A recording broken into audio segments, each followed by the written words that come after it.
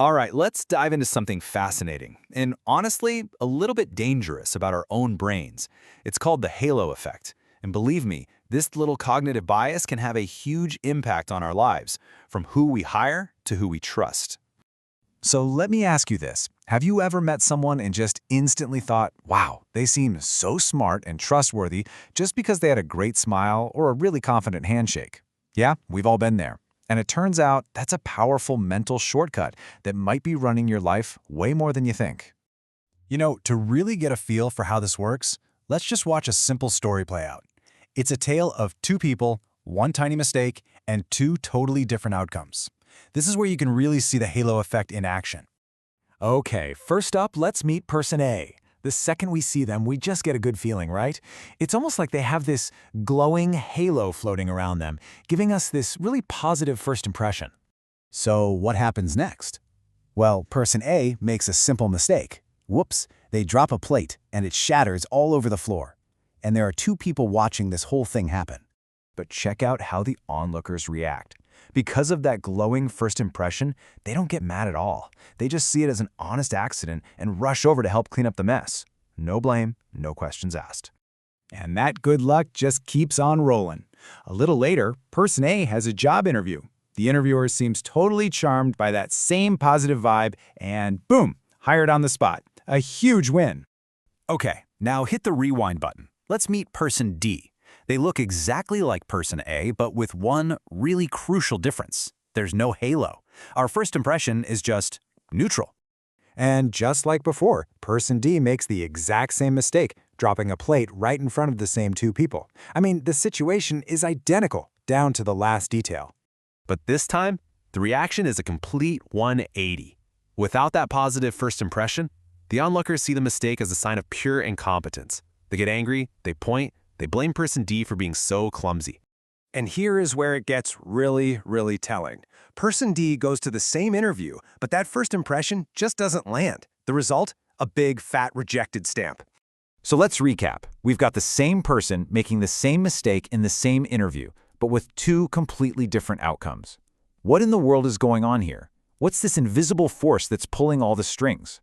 Well, the answer lies in a powerful and sometimes pretty dangerous mental shortcut our brains take every single day. Let's break this down. The phenomenon we just saw is called the halo effect. It's a type of cognitive bias where one positive thing about a person, like, say, their attractiveness, creates a halo that makes us see everything else about them in a positive light. And yeah, it has an evil twin called the horn effect, where one negative thing makes us assume everything else about them is bad too. So why do our brains even do this? Well, it's all about saving energy.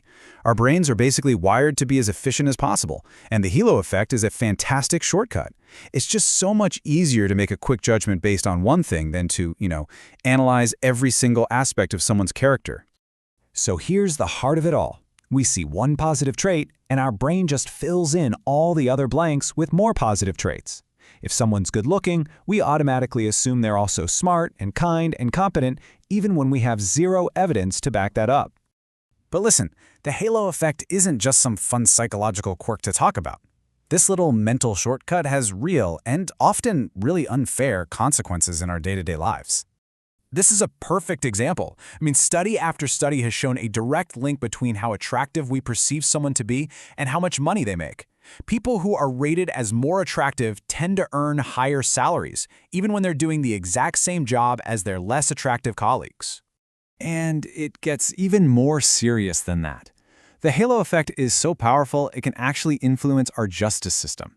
Research shows that attractive defendants are often seen as less guilty and get lighter sentences than less attractive defendants for the very same crimes. And here's the real kicker. This is almost always an unconscious bias. We're not sitting there actively thinking, oh, this person is attractive, so I'm going to be nicer to them. It's an automatic process that happens under the hood without us even realizing it. So, if this is some invisible force influencing our judgment, what can we possibly do about it?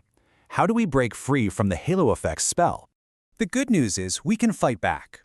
First, and this is the most important part, just admit that the halo effect is real. The next time you get a really strong first impression, just pause and think, okay, my brain might be taking a shortcut here. Second, actively hunt for evidence that goes against your first impression. If a colleague seems brilliant just because they're well-spoken, consciously look for proof.